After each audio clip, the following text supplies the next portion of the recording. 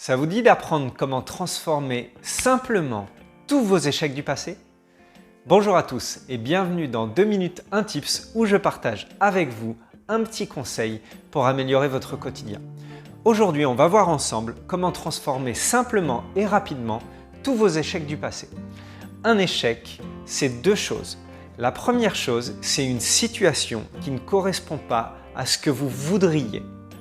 La deuxième chose, c'est le fait que cette situation qui ne correspond pas à ce que vous voudriez, vous n'en apprenez rien du tout. Il faut donc ces deux éléments pour créer un échec. Que vous ayez une situation qui ne vous convienne pas et qu'en plus, vous n'appreniez rien. Le problème avec un échec, c'est que tant qu'on décide de ne rien apprendre de cette situation, votre comportement va se répéter encore et encore dans le futur et vous allez reproduire ce genre de situation dans le futur. Et au fur et à mesure que vous allez reproduire ça, petit à petit, votre inconscient va croire que ce mode de comportement et ce mode de résultat devient votre identité.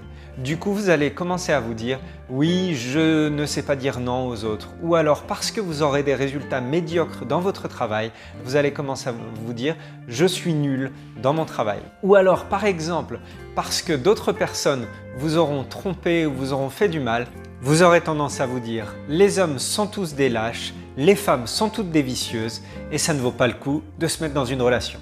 Donc, le fait de ne pas transformer ces échecs, ça risque dans le futur de dégrader encore plus votre vie. Voyons maintenant comment on transforme ces échecs. Première étape, on va déconstruire l'échec. Pour le déconstruire, il faut arrêter de croire que cette situation qu'on a vécue est un échec et la voir plutôt telle qu'elle était réellement. Et pour ça, on va se transformer en détective et on va analyser ce qu'il s'est passé très concrètement dans la situation sans jugement et sans émotion. Qu'est-ce qu'il s'est passé autour de vous, dans votre environnement déjà? Qui a dit quoi? Qui s'est comporté comment? Qu'est-ce qu'il s'est passé de manière très factuelle? Et la deuxième chose à analyser, c'est comment vous êtes comporté dans cette situation. Et il y a 3 choses à voir. Qu'est-ce que vous avez fait? Sur quoi vous vous êtes concentré ou focalisé? Et qu'est-ce que vous vous êtes dit? Je vous invite vraiment à faire le détective, à reprendre une situation d'échec et à aller analyser ça. Deuxième point, on va décider d'apprendre de cette situation. Maintenant que la situation n'est plus un échec mais juste une situation, vous vous apercevez qu'elle a des éléments à vous fournir, des informations à vous fournir. Donc, vous devez décider de sortir de cet état de victime, genre je suis nul, je suis en échec ou c'est pas de ma faute, et vous dire ok, j'ai vécu ça, qu'est-ce que ça va m'apprendre et qu'est-ce que je vais pouvoir en faire? On en vient à la troisième partie, apprendre factuellement de cette situation. Et là, la meilleure des choses à faire, c'est de vous poser la question qu'est-ce que j'ai appris, en quoi ça m'a fait grandir, qu'est-ce que j'ai compris de cette situation sur les autres, sur l'environnement et sur moi.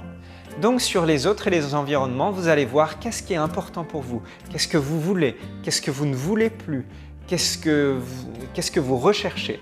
Et sur vous, je vous invite à aller chercher quel est le comportement qui me plaît, quel est le comportement qui ne m'a pas plu dans ma façon de réagir à la situation. La troisième chose que vous allez faire, c'est imaginer un nouveau comportement pour répondre à cette situation. Je ne sais pas, dans le travail, je me comportais de telle et telle façon et ça menait finalement à l'échec. Ou j'allais chercher telle et telle situation et ça menait à l'échec. Comment je veux maintenant me comporter, c'est-à-dire qu'est-ce que je veux faire, sur quoi je veux me focaliser et qu'est-ce que je veux dire dans telle situation. Et quel type de situation je vais chercher et quel autre type de situation je vais éviter. Lorsque vous commencez à faire ça, vous commencez à donner à votre inconscient une solution de rechange pour cette situation. Car le problème, c'est que tant que vous n'aviez pas cette solution de rechange, le cerveau inconscient prenait le comportement que vous aviez par défaut, celui même qui vous faisait avoir ces résultats pourris et vous faire croire que vous étiez en échec. Quatrième étape, la dernière, Maintenant qu'on a ce comportement nouveau à adopter dans ces situations-là, il faut le conditionner parce que votre inconscient, lui, il a encore l'habitude de l'ancien comportement. Vous savez, le pourri là, où vous allez chercher des situations pourries ou alors vous allez dire et vous comporter d'une façon qui fait que ça ne marche pas. Donc, pour conditionner, je vous invite à faire un truc tout simple.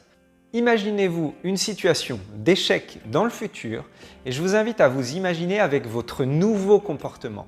Qu'est-ce que vous faites, à quoi vous pensez et qu'est-ce que vous vous dites à ce moment-là. Et je vous invite à imaginer que du coup, vous gérez la situation et vous obtenez les résultats que vous voulez à ce moment-là.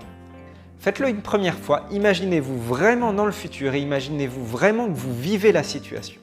Ressentez que maintenant que vous avez changé, vous n'êtes plus en échec. Maintenant, vous allez vous lever, bouger et vous me refaites ça 5 fois. Vous repartez dans un nouveau futur, vous remettez de nouveau ce bon comportement. Ok? Vous allez boire un verre d'eau, vous me refaites ça encore une fois. Une autre situation future sur le même échec et vous me remettez ce nouveau comportement. Vous faites ça 5 fois. Et si vous voulez vraiment conditionner efficacement votre cerveau, faites ça 5 fois par jour, là ça va vous prendre 1 minute ou 2 maximum et vous le faites pendant 10 jours d'affilée, de manière à programmer à l'intérieur de votre cerveau, grâce à la répétition, le nouveau comportement que vous voulez avoir. Et dernière chose, par rapport au conditionnement, le cerveau adore les récompenses. Donc je vous invite la prochaine fois que vous vous retrouvez dans cette situation et que vous adoptez ce nouveau comportement, de appeler peut-être un ami, un proche à qui vous aviez parlé de ça et lui dire « Hey, j'ai réussi à faire différemment, j'ai réussi à me comporter différemment, ça y est, j'ai enlevé mes anciens fonctionnements. » Et je vous invite à faire en sorte que cette personne vous félicite, vous dise « Ouais, c'est super, tu es sur la bonne voie » et tout. De cette manière, vous allez programmer à l'intérieur de votre cerveau que ce nouveau comportement est un comportement utile pour vous. Et là, vous avez transformé totalement vos échecs du passé. J'espère que cette vidéo vous a plu. J'imagine qu'il y a au moins 3 personnes dans votre entourage à qui ça peut être utile, donc partagez-leur cette vidéo et je vous invite en petit défi à me mettre dans les commentaires sur quel échec de votre passé vous avez envie de transformer là, aujourd'hui et que vous vous engagez à commencer à transformer. Mettez-le moi dans les commentaires et sur ce, je vous souhaite une excellente journée, qu'elle soit remplie de gratitude et je vous donne rendez-vous très vite pour un nouvel épisode de 2 minutes, 1 tips. Ciao!